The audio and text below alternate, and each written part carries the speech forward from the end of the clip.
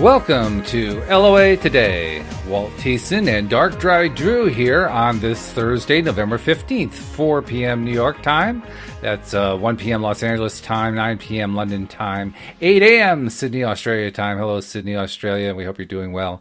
And we are off and running a little bit later than normal today. I ran into some traffic. I was out and about before today's podcast. And you know how it is, Drew. When the traffic gets going, it just doesn't go as fast as you want it to go, but that's all right. Got through it. We're here. We're ready to go. And I'm here to say, how you doing? What's happening?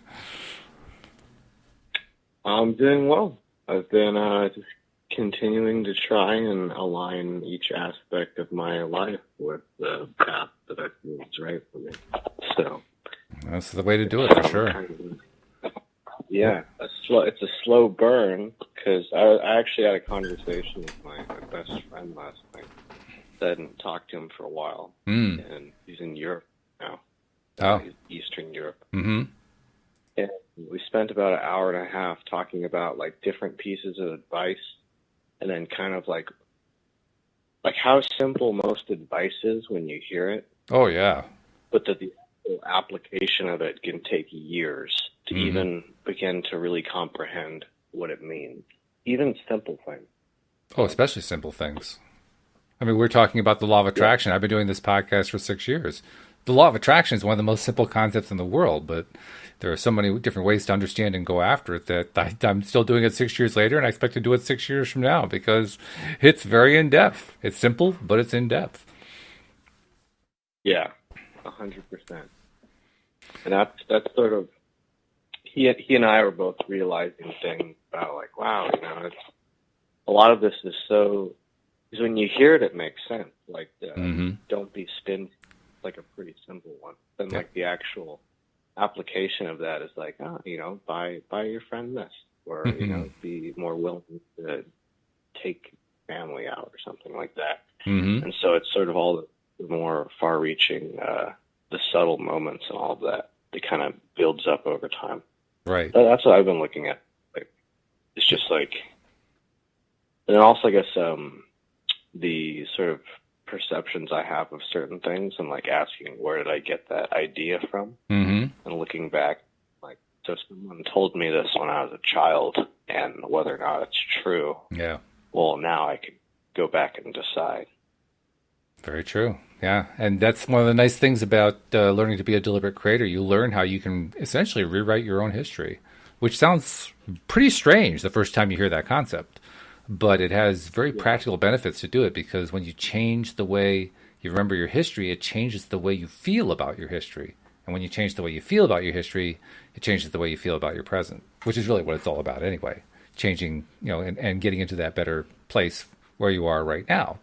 Because, we can't really do anything about the past. It's in the past in the sense of, changing that something didn't happen the way we wanted it to, or something happened that we didn't want to have happen. But we can change the way we think about it and the way we feel about it. And that's pretty powerful. Yeah. That's a very good way of putting it. I definitely have been kind of reframing some of my, because the emotions that you attach to stuff in the past, like I might think, this was like a negative period of my life. But it's like, no, there are a lot of positives that happened in there, and a lot of things that it taught me things that I wouldn't have learned any other way, And so it was even if it was good or bad, it was still important in the learning process. And so kind of coming to terms with that, It's a funny thing how we go through life and we have a number of disparate, seemingly disconnected things happen to us, many of which perhaps we don't like, or many of which are things that we just didn't happen at all, but we learn things out of them. And then later on in life, all of a sudden we find all these little pieces fitting together for one particular kind of thing that we want to do. And it's like, wow, I drew all these skill sets together in ways that I never would have expected. And here I am able to do X, whatever X is. I never could have done X without all that. So you're right. I mean, you never know exactly how it's going to work out, but it inevitably makes you stronger, and it makes you able to rebound better whenever things don't go your way, which is very powerful. I mean, The best stories I've ever heard were people who struggled in life in various ways, and how those struggles ended up leading them to being stronger and more vibrant and more resilient people. Yeah, I Mm-hmm. can agree with that 100%. Yeah. Especially because struggling often means you spend a lot of time alone, at least in some capacity, alone with your thoughts. Mm-hmm. I think when things are going well, I don't think you are kind of forced to learn quite the same. Like you can still expand upon your skill set and improve your life, but like when things are not going well, that's kind of the prime time. Yeah, Joel Elston, who does the Thursday morning show with me, likes to say, check around to see if you're comfort zone, and if you're in it, get out of it. Because you're not going to get anything out of being in the comfort zone. You got to be outside of it before the good stuff happens, which is not the way we normally think about things, but it really is true. And it raises the question that we raised for today's topic. Today's topic is what's holding you back? And it's a fairly broad topic, right? It can cover a lot of things, but in general, it kind of is like the umbrella that covers all of the different aspects of what frustrates us. Those of us, particularly, who are trying to use the law of attraction in our lives, or even those of us who aren't even aware of it, but they're just trying to deal with stuff, and not getting to the place we want to get to. What's holding us back? What's holding us back? That's always the question. Why can't I get there? Why isn't this working out for me? Why am I not getting where I want to get to? It's probably the most common question in life. When's it going to show up? When's it going to happen? Yeah, and that's kind of, yeah. And I guess it varies with everything. That's sort of a tough one to address. Sort of, yeah. Where do you even start with that? I know the example for me lately is that I tried a few of the dating apps because I'm like, all right, like my friend recommended it, Mm-hmm. and it was just. We talked about dating a bit on one of the other episodes, but it was a pretty overall like negative experience. Like being flaked on 8 different people, like, all right, I don't think I'm gonna stick with this. And so for me, it's like, why can't I find anyone my age that I can like relate to on an emotional level? Mm-hmm. And I think, but then thinking about it is like, that's the problem I've literally had my entire life. Like I had a couple of friends in elementary school, a couple of friends in middle school, a couple of friends in high school, same in college. And so kind of just like taking a step back and being like, this is how it's always been. Like you can't rush things that involve other people. Well, actually, what you have there is one of those great opportunities. We were just talking about it, how you can rewrite your life, you can rewrite your past, and so forth. Well, here's a way you can rewrite that past. I mean, you just described how it's the same pattern that has happened over and over and over again, right? Yeah. And of course, the longer you keep talking about, well, that's the same path that happens over and over again, the more the law of attraction says, okay, Drew just ordered more of the same. Let's send him more of the same, which is not what you really want, So it's an opportunity. It's an opportunity to say, okay, how can I turn that around? So let me kind of throw that in your face. How can you turn that around? How can you think about it differently? How can you pivot around sort of and think about it differently so that you're no longer giving yourself the same message? I can't find anybody to talk to who I can really relate to, or whatever your message was. I mean, lately it's been, well, I was trying to think of all the most important people. How did I meet them? And almost all of it was like spontaneous, Mm-hmm. like just random kind of happenstance. Mm-hmm. So I've been trying to go out. So I always wanted to learn how to dance, and so I'm going to try swing dancing sometimes too. Oh, let me tell you, it's great. It's so much fun. That's my favorite form of dance. Yeah. I did swing dancing for 10 years. It's great. Absolutely fabulous. So that is a more kind of tangible approach. I guess the more abstract one would be kind of like, my mom even said that. She's like, write down, what are you looking for in other people? Mm-hmm. Because I asked, I'm like, what, I want to find someone to make films with. And literally the next day, I had this person walk into my life, and they're like, I saw your short film, and I want to make films with you. And I'm like, really? And they're like, yeah, it was bizarre. And they're like, if that's the kind of film you'll make, I know that you're down to make anything. And I'm like, well, you're right there. So yeah, so that was pretty validating. That's good. Yeah.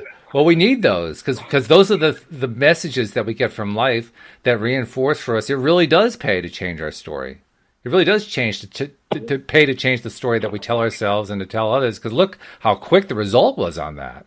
I mean, what would you say? 24 hours? Yeah. It was very fast. It was Yeah. kind of bizarre almost. Yeah.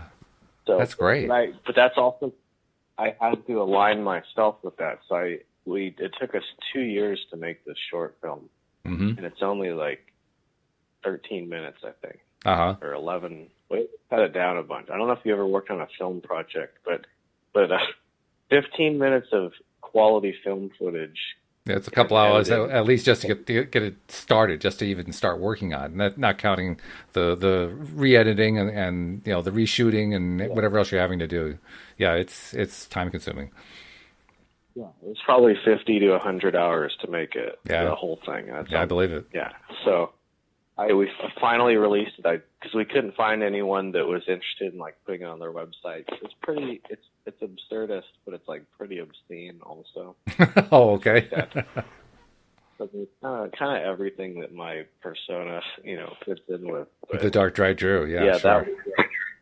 exactly. So, Mhm. and then he reached out. So we're going to shoot a film Monday. And so I was like, wow, that is literally like the fastest turnaround I've ever seen on this.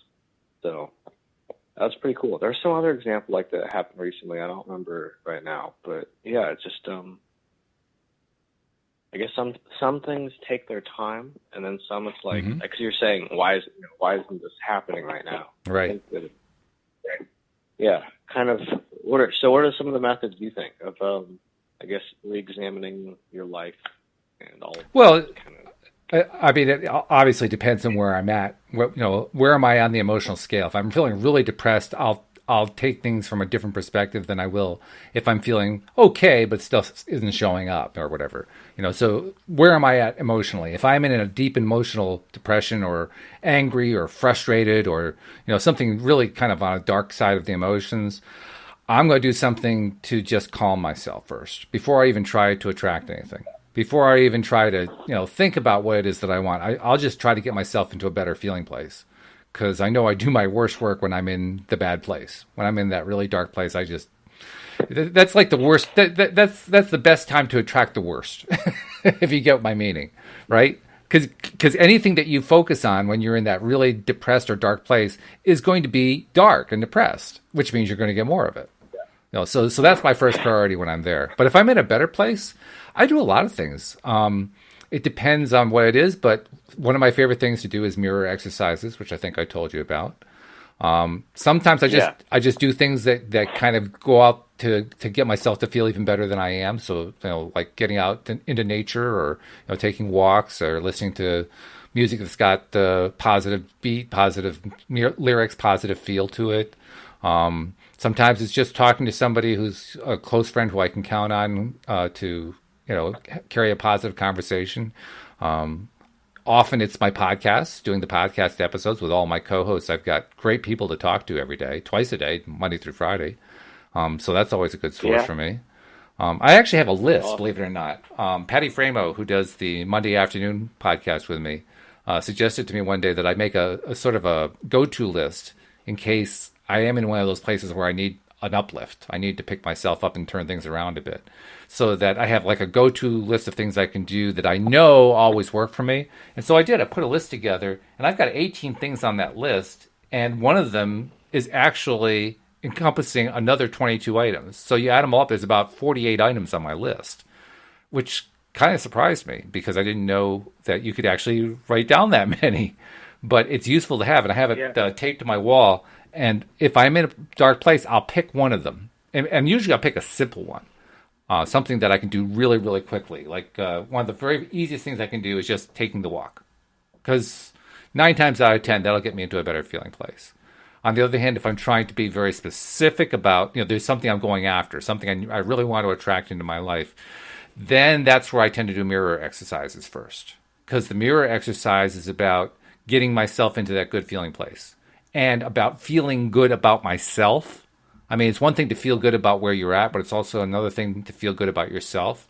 And I find that when you're feeling better about yourself and really loving yourself, and you're really, patting yourself on the back for all the things you've been doing right and so forth, it really picks up the confidence so that when you're putting the request out for whatever it is you're requesting, you're so much more confident it's going to come.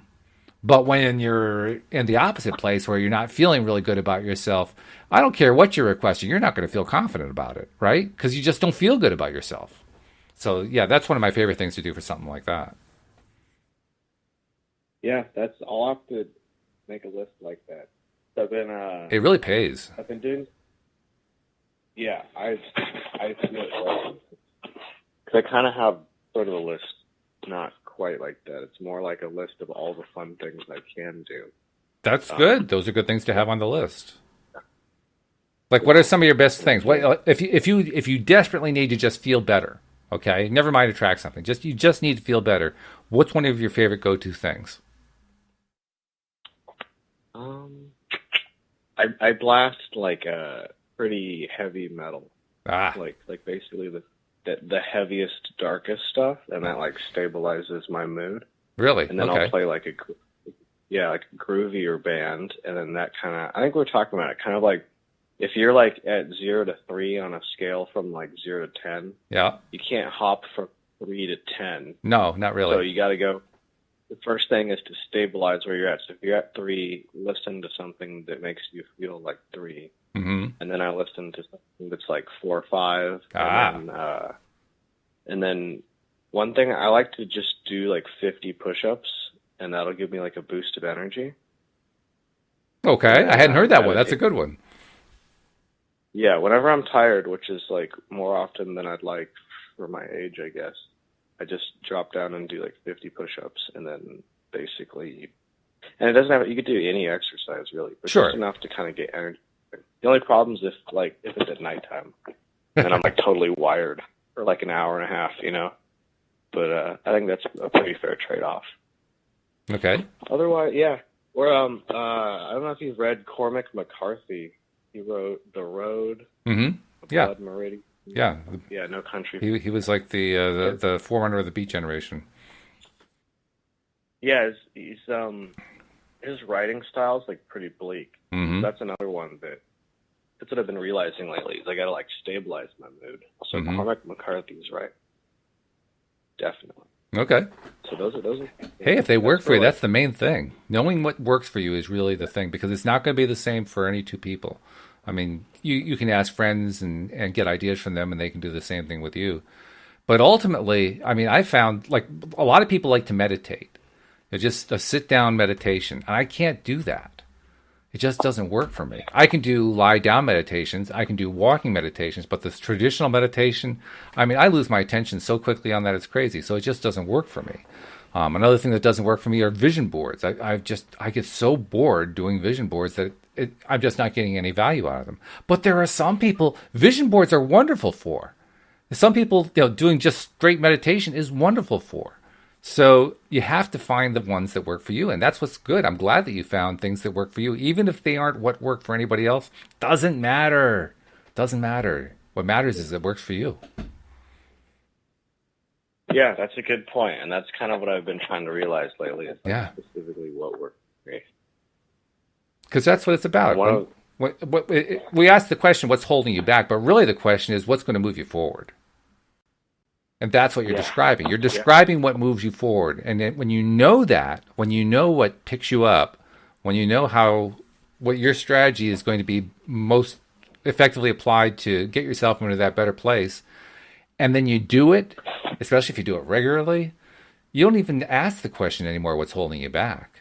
You start asking the question, what's next? You start looking forward to stuff because now nothing's holding you back. Now it's all about, let's get going. Let's go. This is going to be good. This is going to be fun. Right? yeah. I like that. That's definitely like where I'm kind of getting towards. Absolutely. So, okay. Well, you're having your conversation with your friend and you were kind of exchanging advices and so forth. Did you come up with anything new or anything thought provoking or any ideas that helped you move yourself forward as a result of that conversation? Definitely. I think we kind of. Let me. I'll pull up. I wrote some notes on it. Yeah, Oh, he okay. actually texted me a little while ago that I told him to do meditation last night because I told him that whenever I'm like in on any mood that I don't want to be in, just to meditate, and I'll feel super inspired and great. And he said that he started doing it, and that it was a game changer, and that he finally started writing, and that he did it like he meditated 10 times. Wow. So it's one of those things that, yeah, so that makes me very happy because I don't think he ever would have done it a few years ago, and neither would have I. Yeah, so you're changing the behaviors, you're changing the thought processes. That's a good thing. Yeah, exactly. Let's see. One of the, I guess we kind of touched on this earlier, but I was trying to figure out why certain advice, like no matter how obvious it was, took me years to kind of put into my life. And the way I wrote it was that some advice is like a puzzle piece for a section of the puzzle you haven't gotten to yet. It's like you're trying to build this whole picture of your life, but you don't even have that section made. So it's just one straggler piece. And so it just doesn't fit in. And even though you're like, oh yeah, I can see that. That's like, that is a half of a cat's head. That's what that puzzle piece is. That, in terms of the whole thing, you don't get to see it yet. So it's like, oh yeah, like this piece of advice. That was kind of one of them. Was just to like, as he and I kind of came to. This was his idea. In video game terms, like you have to be a higher level character to start that quest. Right. And so that's kind of build other skills before you can get there. Like you're not ready for that yet. So I'm like, okay, that makes sense. That's a good analogy. Yeah, you'd be surprised. Video games are pretty much a perfect parallel to life. Yeah. The more I look at it, and a lot of people, I guess, seem to look down on games, but yeah, I don't know. They've been. Well, I don't look down on games. I just get bored by them. I mean, I haven't tried the modern video games, but I mean, I soured on games, on computer games a long time ago. So I think I just kind of lost interest because of that. But I can see if you're really into them, how they could be life lesson built, because not just of the levels, but also there are different degrees of competition. There are different degrees of cooperation. A lot of games take into account things like character, which is really an excellent thing to take into account, because character drives a lot of stuff. I mean, yeah, some of them are bang 'em up, shoot 'em up, but some of them aren't. Some of them are. I've actually become aware of certain games that are actually character building, and I mean personal character building, rather than putting a character together. They're building your character up. So yeah, I agree. I think video games are fabulous from that perspective. I can see why so many people want to play them. Yeah, it definitely. And I mean, there are a lot of vocab words that I never knew when I was a kid until I played video games. Really? Like a World War II game. Yeah. I'd learn all this history about World War II. Yeah. Learn some sort of obscure words, because I've always loved words. So I have the dictionary app, and I have all these different words saved. I mean, that's what like comedy is. It's mostly wordplay. True. Or like ship ideas. So right. Yeah, words for video games, like you're saying, the character building. I think that a lot of young people are kind of socially awkward. Not everyone, but like a pretty fair amount, especially in the digital age. And in the character-driven games, that can definitely help kind of build, I think, their confidence, at least to some degree, in like how to talk with other people. Because if you're this character in a game and you get to choose the dialogue options, and you get to kind of you can have someone, even if it's a video game character, it can kind of be like a role model in a sense. Of like, man, they're so cool. Like, they're awesome. I want to be like. By the way, we had a comment from one of our listeners on the Facebook group, The Law of Attraction Changed My Life. Beth Ann made a comment about Neville Goddard, which I thought is a good one. She says, Neville says it's our self-talk that can hold us back. She says, today I read his book, There Is No Fiction, and he says, while walking on Earth, man is totally unaware of the food he is mentally eating. Thoughts of horror, anger, jealousy, and hate feed invisible monsters which produce heartaches and pain. Sound familiar? Yeah. Oh, totally. Yeah. It is, completely applicable. And I'm becoming a Neville Goddard fan. Cindy Chavez and I have been doing a number of Neville books, and I've been getting. I have to admit, early on, I was not really deeply into him, mostly because I was turned off by all the Bible verses. But now that I Yeah. understand him better and understand that the way he's using the Bible verses isn't quite the way the average preacher uses them, it's much more interesting. And I've been learning a lot from him. So, yeah, thanks, Beth Ann, for bringing up Neville. That was a good one. Awesome. Yeah. Yeah, I need to read more books like that. The one that my mom's been trying to get me to read The Power of Now for like Mm-hmm. years, and I Mm-hmm. just, and every time I started, I'm like, it didn't feel like the right time, I guess. But I'll Neville's try it tough next. stuff. I mean, he is not like a plain writer. He's not like an Ernest Hemingway or somebody like that who just plainly speaks out whatever it is he's saying. It's very deep stuff and it's very esoteric. So you have to spend a lot of time doing what Cindy and I call wearing the Neville decoder ring, where you take what he says and kind of break it into pieces and then try to figure out he's using words in certain ways that we don't normally use them in the same way. So what does he really mean? And then you do a lot of word substitutions. And then finally you say, oh my God, this is what he's actually saying. So it's pretty deep stuff. You have to really study it. And I actually recommend anyone who wants to study it with somebody. Like I said, Cindy and I have been doing a number of the books. We've done 3 of them so far. We just started a big one called The Power of Awareness, and we're doing them every Tuesday and Wednesday.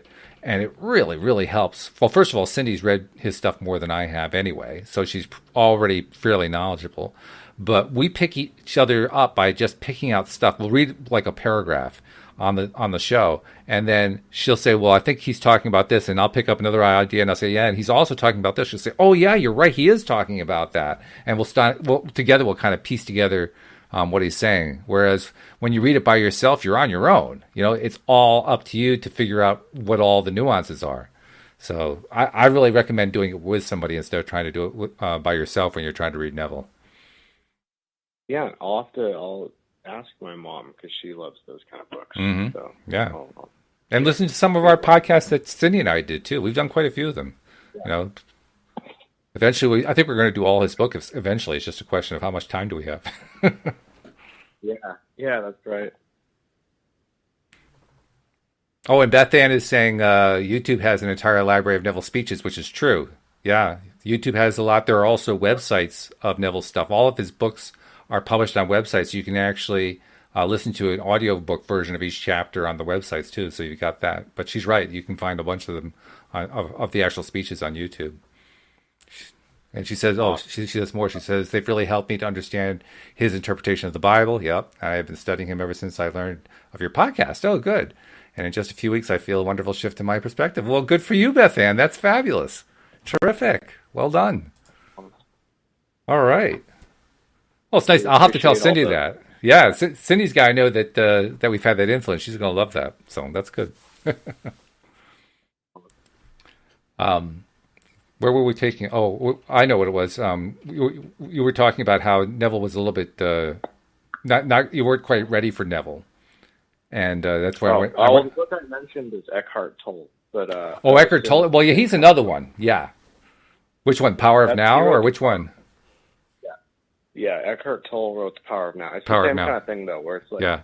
it's so deep that you have to. It's like reading a textbook. You really have to Yes. sit down, read that line. If that line makes sense, if you have to change the words, then you can read the next line, and then Exactly. yeah, it's the same. It's like it reminds me of, in a way, it reminded me of all the stuff in college where it's like you're like, oh, this math is so hard. And it's like, well, it's just procedural. So if you do math for 19 years, like I was doing, like once you get there, it's always just like the next step. Right. It's, when you look back, you're like, oh my god. So that's how I'm trying to approach this stuff. Like, Hmm. I just need the foundation. Right. No, it's true. And once you have that foundation, it does make it a whole lot easier. But you're right. Eckhart Tolle he's another one. His esoteric side is different from Neville Goddard, but it's definitely there. And the thing that I can actually see why Eckhart Tolle might be a good one for you, because he spends a lot of time on anger. I mean, he doesn't necessarily label it that way, but a lot of what he talks about is anger about stuff that happened in the past that he's trying to leave in the past, and how he learned to change his perspective to not even focus on that anymore and just simply focus on what's going on now. That's what a lot of the book is about. But the way he gets there is very deep. It's very intricate, and that does take a lot of time to get through. I mean, is that what you found? Yeah. Yeah. Yeah, exactly. Mm-hmm. So I think I read maybe 30 to 50 pages before it was reading anything like that was like borderline impossible during college just because of like Well, reading yeah, all this other stuff. absolutely. And then Yeah. in my free time, I don't want to sit down and read basically what feels like another textbook in a way, you know. So, Sure. yeah, I finally, and then especially lately, I fixed up because I live at my mom's house and my dad's house. So I'm trying to like see both of them, and then the rent here is outrageous. So I was like, I'm not gonna like just work my whole life to live in a shack. So I've been trying to fix up both of my rooms to be like the perfect environment for being able to do art and reading, and that's helped so much. Just changing the lighting with like, I got string lights at a garage sale, and then like the store on sale, and just that alone has made a huge difference. That's good. Yeah. Yeah, small steps can be just as important as the big ones. Lighting is important. I mean, even just the illumination level of lighting. Not just, I mean, what you're talking about is decorative lighting, and decorative lighting is great too. But just for everyday stuff, I've learned this in the last year or so. If you work or play or just live in an environment where the lighting is relatively dim, it's going to bring your energy down. Yeah. But if you're in an environment where the light is bright and you know, really alive with light, like I make sure I have at least 300 or 400 watts of worth of, by the old measure, of light, you know, in lumens, like something on the order of 2,500 lumens, which would be outdoor lighting, you know, the equivalent of that in whatever room I'm in, because I do better when I have that much light around. Light's very important. And then to add the decorative aspect like you're doing, that's really good, because that's like having Christmas 24 hours a day, right? Yeah. Yeah, it's great. I've got pink lights on the ceiling, so the whole room kind of has this nice, calm, ambient vibe. And then I bought, even on Amazon, you can just get like, I got this one that's sort of, it like projects it on the ceiling and it like spins around. So oh, right, yeah. Yeah, so $20, I can totally change my mood, and then just play some like a trip hop music compilation from the like 2000s, and that I'll write that down, and yeah, all that works out. That's good. That's good. Yeah. So, what are your other strategies? What other strategies do you have when you need to, you know, change your mood set, or you're trying to get yourself into a better place? What are your other strategies besides what you've talked about?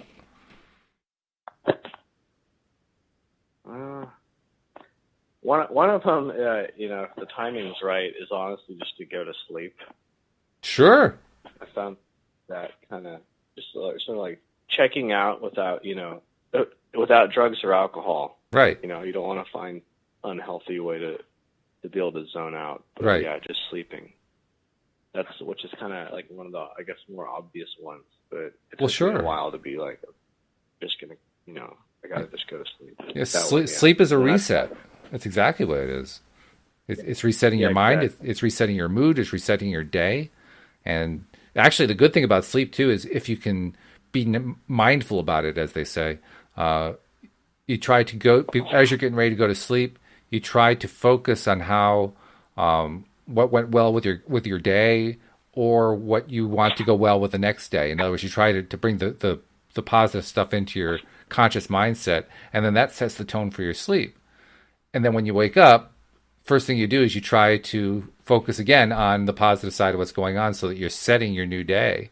And because you just went through a sleep cycle, you've basically wiped a lot of the slate clean. And so you're taking advantage of the fact that you just woke up in a better place. And you're trying to milk that, in a sense, by focusing on how you want the day to go in a positive way. So yeah, if you can combine that with sleep, that can be really powerful. Okay, I like that. Yeah, I've kind of been, each night I write down, I've got like a notepad on my phone, and I write down everything that I do in a day. It's like notable. Yeah. And so generally the positive things.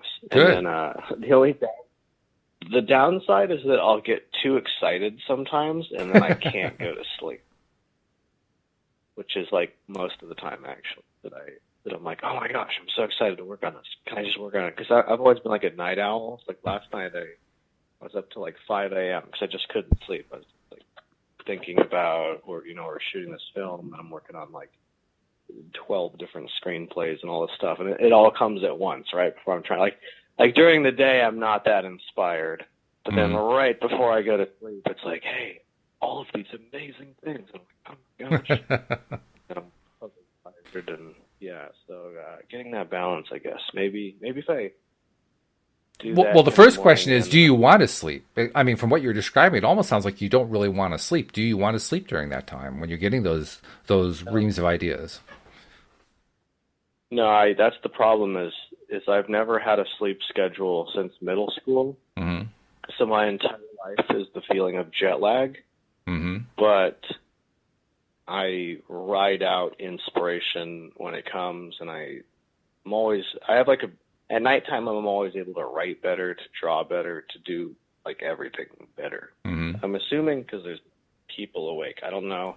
I was talking to my mom about it. I'm like, do you think it's because there's like the energy levels are different at nighttime? Is it because everyone else sleep? Like the collective consciousness is more asleep in this area, or what could it be? Is it some abstract kind of thing, or is it literally just like the house is quiet and darker, and that's what gets me going, So looking at that, I wouldn't be surprised if it's the latter, actually, and I wouldn't be surprised if it was tied in some way to the topic that Alex and Carlos and I were talking about on Tuesday. We were talking about anxiety, because Alex actually suffers from anxiety as a disorder. She also has agoraphobia, and she has Asperger's as well. And Carlos's brother, he brought his brother onto the program. His brother also has dealt with anxiety issues for many years, and it makes me wonder if there's a relationship. I mean, what you're describing doesn't sound anxious, but the commonality, like with Gabriel, Carlos's brother. Gabriel found himself to have severe panic attacks when he was at school with all these people around who were asking him to do all these various things. And it's just like he would lock up inside. He just kind of, freeze up and just couldn't think. He couldn't process anything. He couldn't do anything. Now, you're not describing freezing up. You're not describing that kind of a blocking thing. But it may be just having all those people around up and about doing their stuff does have an impact on you. And it may be that it really does have not just an energetic impact, but you have in some way built up certain expectations about how it's going to affect you. Maybe you think it's going to, I don't know, interfere with what you're doing, or maybe you think that it's going to distract you because you wanted to focus on what you're doing, but there's this other thing going on over there, and now you're having trouble paying attention or whatever. But it could be related in the same sense that in both cases, it's being affected by other people. Yeah, that's a good point and a good question to think about. I think definitely getting distracted is probably one of them. Mm-hmm. When I like go deep on something, I can go for hours. Like when I was writing my last screenplay, it'd be like 6 hours straight of just writing by hand. Wow. Yeah. And then outside of that, it would, long periods of in between. Mm-hmm. But that like had to be at nighttime. It did not. Actually, I wrote in the morning on one occasion, but I was then that was kind of funny too.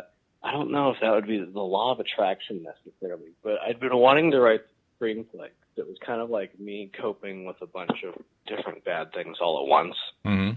And I was visiting my then girlfriend she was living with her parents for the summer and her siblings and stuff, and they all went to church in the morning. And I don't go to church, and I'm not a morning person, but they asked me to go. And so I'm like, oh God, I have to do this. Like, if I say no, it's just going to look bad. Mm-hmm. And so I got out of bed, and I did not sleep nearly enough. And I had my notebook sitting there, and I'm like, I kind of want to, I'll try and like start writing my screenplay when I get there. And I'm like, I don't know. I'm tired. I think I might just go back to sleep. And she's like, what?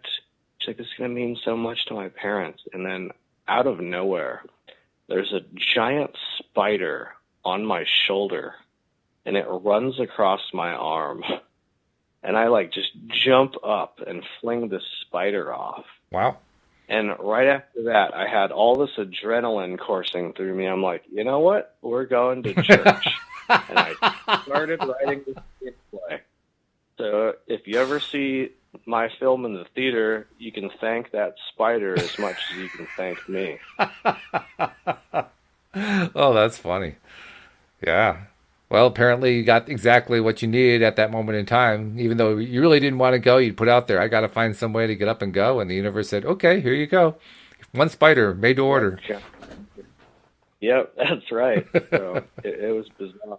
Like it materialized out of thin air, yeah. Absolutely. Yeah. That was one of those moments. If that hadn't happened, I might not have been where I'm at right now.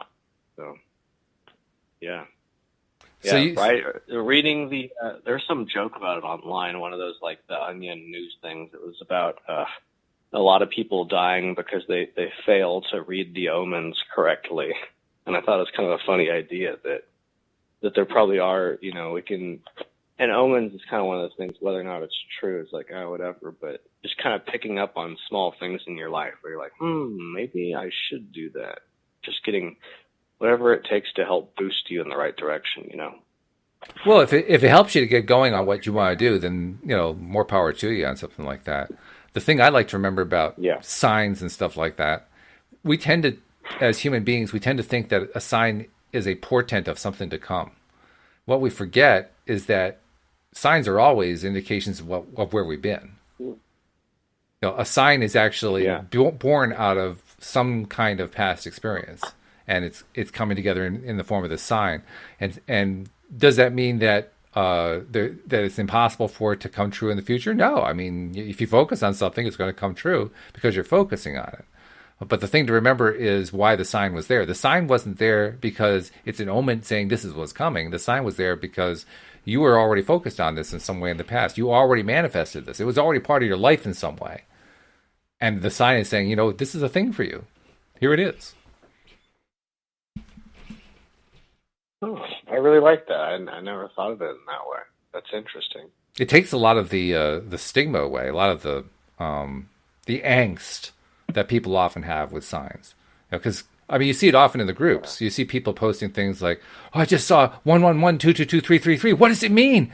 Is this good? Is it going to be bad? What's coming? And like, no. This is just a reflection of where you've been. It's not where you're going. It's where you've been. If you continue to focus on it, you'll get more of it. But it's where you've been. And when you look at it that way, all of a sudden it gets calmer. Like, oh, okay. Because now it's something to learn from. Now it's something to, get some insight on. And that's what really signs are good for, getting insight. Understanding where you are and how you got there and why you're there. Aren't those the questions we always are asking each other and asking ourselves? Why is this happening to me? Why am I going through this? Why am I continuing to be stuck on this one thing over and over again? And then a sign comes along and kind of nudges you like, here's the clue. Here's the answer to your question. Right? Yeah, I'll have to try and start implementing that, I guess. That's kind of... Well, you don't really have to implement it. You just have to be aware. Because a sign can come from anywhere. Signs, actually, the best signs come from inside. And I'm still learning that one. But the best signs come intuitively. They come into your mind, so to speak, or into your heart. And they just kind of appear. And what they really are is they're messages from the non-physical side of you, from the inner being, from the higher being, from God, from source, from the energy, from the universe, whatever you want to call it. But they are messages from the rest of you. The part of you that's not, that there's the part of you that's in the physical world, and then there's the rest of you. And whatever you label you want to put on that is up to you. But the main thing is, when you get these messages that seem to come out of the blue, that's where they're coming from. And they're always meant for your benefit. They're never meant to harm you. Because your inner being always wants the best and brightest for you. I like that a lot. I'll try and if I catch one in the near future, I'll make sure to write it down. That's Yeah, talk about that. it's a good strategy because it kind of reminds you what it is, what the sign was, or that there was a sign, right? So often we forget. Yeah, Oh, yeah, exactly. was there a sign there? Yeah. Oh, I guess there was. Yeah, yeah, and that's kind of interesting. Huh. I mean, do I you learned a lot to think about. have you can you think of any signs that have come into your life recently that maybe you kind of had dismissed, but all of a sudden, oh yeah, I did have that. Yeah, there's a really positive one. I can't really talk about it Hmm. too much, but That's all right. But yeah, that's a it's good kind of that like when you have that in your mind, whatever it is, it doesn't really matter that you have to tell a story or anything like that. But it is a story, positive or negative, doesn't matter which one. It's a story that you want to tell clearly to yourself, because when you tell it clearly to yourself or maybe to somebody you trust, um, when you tell the story clearly, the sign starts to be informative. It's like you fill in the details by telling the story. And as you fill in the yeah, details, it starts to have more meaning, and it also starts to give you clues, very often clues to the questions you've been asking about things. If you've had a number of questions that have been kind of weighing on you for a while, they often get answered by this sign activity, these messages, these thoughts, these images, these ideas that come to you out of seemingly out of nowhere. yeah. Huh. And ultimately, it's just Yeah, you. this one's I mean, that's the cool part. It's ultimately just you, but just perhaps doesn't belong in the sentence because we're magnificent beings. We are magnificent physical beings, and we are magnificently connected to the non-physical side. We're incredible. yeah, yeah, and figuring out each little tiny aspect of that is sort of an adventure in itself. It But is. yeah, that's kind of it's the journey, not the destination. I think that's kind of where it Hmm. rings true the most. It's like the personal journey on the inside, you know. And you're talking 'Cause about you're never gonna. Eckhart Tolle earlier. You're talking about the fact that it was rather dense Yeah, stuff. Well, at the base of the dense stuff, what Tolle is saying is all you have is now. Use the now. And one of the ways that you use the now is by, as stuff occurs to you, as signs come to you, so to speak, pay attention to them right now, not tomorrow. Don't think about them in terms of yesterday. Think of them in terms of now. Focus on them in terms of now. Stay with the now, because first of all, now is all we have. But secondly, that's where you do your best learning in the now. yeah, that's a good point. And Yeah. I think I've finally been. Here's a really tiny piece of advice. My friend and I kind of Oh, one okay. of my friends mentioned, and then I mentioned it to my friend last night, Hmm. and he and I both agreed. Putting the phone on silent. So when the phone's on the vibrate, it's like Hmm. having ADHD, and it'll just distract you out of nowhere. And that's such a minor change that I never realized until recently, but it's made a huge difference. In other words, Just say like, instead of vibrate, just make it completely silent, so there's no notification of all at all. yeah, I see. Uh-huh. exactly. So that you're completely focused on what you're doing. Hmm. So yeah, that's the one that if any of the listeners, if you have your phone on vibrate, maybe it's like I get it. Like my dad keeps his on vibrate in case my sister and I ever call and it's an emergency. Hmm. So like for where I'm at right now, I keep it on silent just because one out of 500 things on my phone is going to be important. And so generally, if I check every hour, that's fine. But yeah, so I found that was keeping me from being in the moment, be it playing a video game, watching a movie, reading a book, whatever. Just that the bzz, bzz, like that. I'm like, oh, what's that? But even Right. if I didn't care about it consciously, there's like some reaction in my brain that's like, Hmm. oh, a message, oh. And that, yeah, throwing me off. So We certainly get aligning all the small things. we certainly get a lot of messages that we don't need in life, and so you're right. I mean, any steps we can take to minimize the way they distract us is good, because we don't want to be distracted. We want to be focusing on what we want. Yeah, yeah, exactly. So I guess, yeah, that would be the big finding out all the small things that are distracting you from your path or Hmm. that are not in the correct alignment, I guess. Hmm. So Now I think we can start to definitively answer the question we raised at the beginning. The question we raised is what's holding you back? And we've pretty much agreed, okay, it's not so much what's holding you back, it's how are you going to live going forward? And what are you going to do? How are you going to live now? And if you run into a resistance point of some kind of a barrier, which you inevitably put up unwittingly, but you still put it up, what are you going to do to get around it? How are you going to, what strategy are you going to take to get around it? That's really what the question is.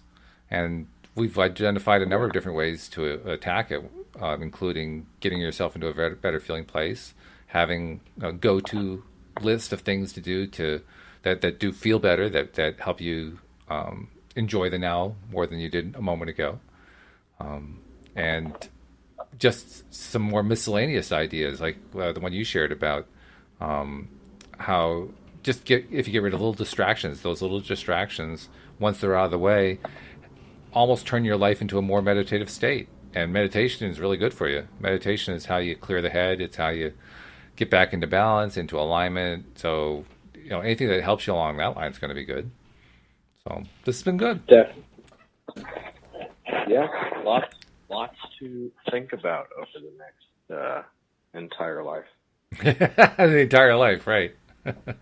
That's really what it's all about. I was say like until next week, but really just kind of forever. It's just I guess updating on whatever lessons and knowledge came over time.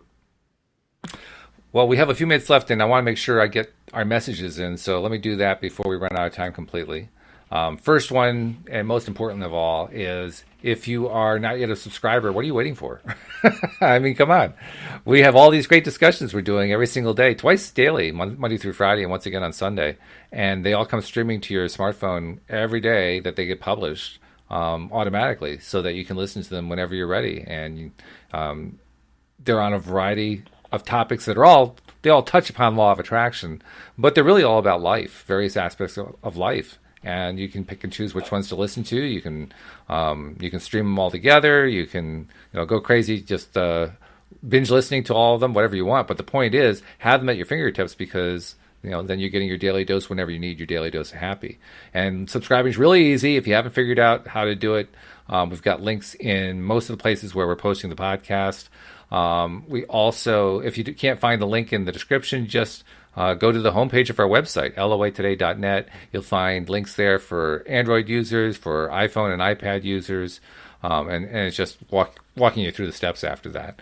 And then, the other thing, and Drew, this may sound kind of strange to you, but I realized today I hadn't been saying this part. You actually have to listen to the episodes once you subscribe. It's a funny thing. It doesn't do you any good to subscribe and have all the episodes coming to your phone and you don't listen to them. So make sure you spend time, put some time aside to actually listen and learn from them, because you're going to get a lot out of it and really build you up your ability to get into and stay in that happy place that you need to be in to do your best deliberate creation.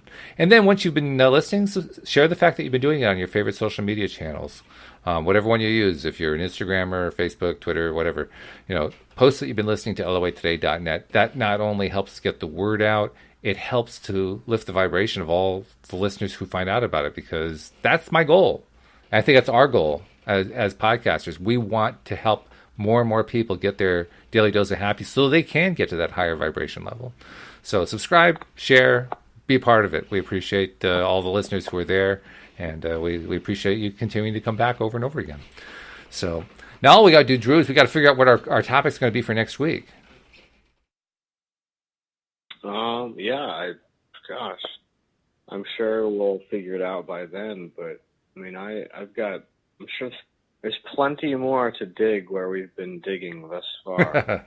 So, well, the mind is endless. Yeah, the mind is endless, and there are so many different possible ways to go. I'm wondering if maybe we shouldn't be piggybacking a bit on some of the topics that we're doing on the Tuesday afternoon podcast with Carlos and Alex, because all three of you are pretty much in the millennial generation, and I'm really beginning to appreciate how the topics for you guys are really different from the topics for like my generation or for the Gen Xers or whatever, and that it's really important to address them. So, I mean, if you and I are not coming up with topics directly, maybe we can just jump on top of theirs. Like I said, this past Tuesday we were talking about anxiety, and we're going to do like part 2 this coming Tuesday. But maybe there are variations on anxiety that we can turn into a topic for next time. Yeah, yeah, definitely. I don't personally have it as like a major problem, but I know that it creeps up with the IBS symptoms sometimes. Mm-hmm. So I definitely get it here and there. Yeah, that would be a good one. We talked also about the IBS briefly in one of the previous podcasts, but we didn't really. Did we go into depth about that? I can't remember if we did or not.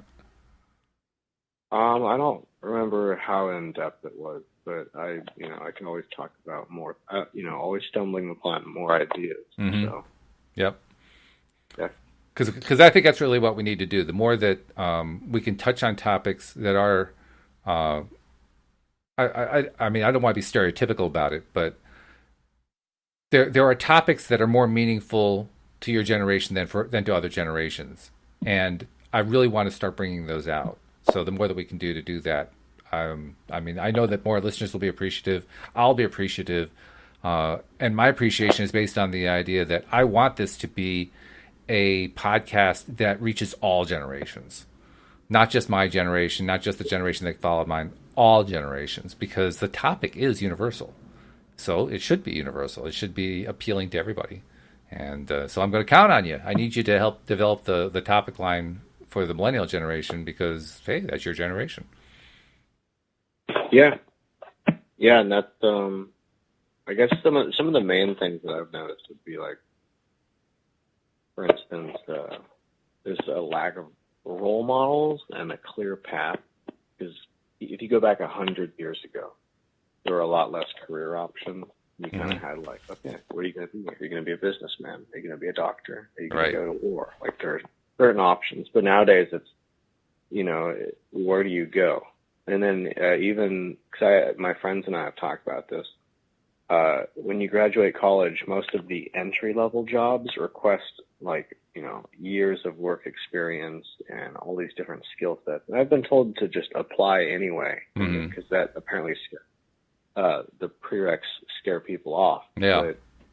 But I think my generation, for the most part, at least I feel this way here and there, or more often at certain times, but a feeling of kind of like being in limbo, that there's like the government, there's lots of corruption and problems and sort of, there's not this, it's pretty split right now. And so regardless of which side you're on, it's not a good feeling for anyone, And so I think that the younger generations kind of like are starting to feel that burden, especially because eventually everyone that's causing all of the problems that we're seeing is going to be dead, and then we're going to have basically to deal with all of that and then to not do the same thing. Yeah. And it's, Yep. So that's all of that kind of stuff. And trying, how to use the law of attraction to benefit that. How do we, conservation biology, that kind of stuff. How can we take small steps in our lives to better do this and that, all that kind of stuff. So those, conservation and biology, you said. Biology, that's an interesting. Where does that fit in for you? I had friends in college that were conservation biology and as one topic, conservation biology. I'm sorry. Okay, I thought you were saying two topics. Yeah. I got it. Okay. Yeah, with the bees possibly going extinct and got it. meat Okay. and dairy, way more than what they actually provide. Like now or not. I don't know if this is the whole U.S. or just California, but I think China's not taking in our recycling now or something like that. So there's just like all these, I guess what I was reading recently was that recycling varies from place to place. Mm-hmm. And so like you might not do anything for recycling. It's like, okay, so then what can you do if your city's not going to handle it? Okay. So all of these like small questions that are kind of like some of them out of reach of, what can I actually do in my life? But then a lot of them are like, okay, you could take these small steps or just educate other people. And, that's just as important as any other step in the process. Okay. Well, next Thursday is Thanksgiving, so obviously we don't have a podcast on next Thursday. So the following Thursday, why don't we pick up the lack of role models one? Let's make that the topic for the following Thursday. And I made a couple notes Yeah. on the others too, and that way I know what to suggest each week thereafter, and see which one floats your boat. Yeah, sounds good. All right. Well, have a happy Thanksgiving. You too. All right. And we'll see you all next time. Okay. Have a great week. And we'll see you all of our listeners, next time as well here on LOA Today. Goodbye, everybody.